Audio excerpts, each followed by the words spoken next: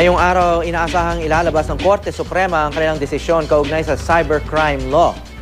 Ayon kay Supreme Court spokesman Theodore Te, pinagbotohan na kahapon ng mga mahistrado kung ibabasura ang buong batas o ilang probisyon lang nito.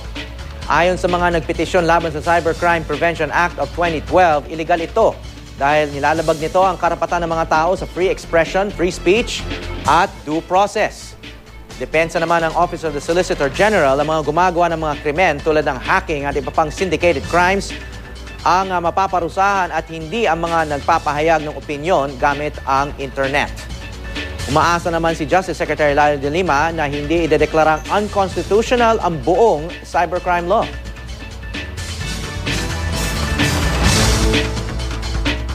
Basta ba hindi ma-declare as unconstitutional yung buong batas, maybe that should be good enough.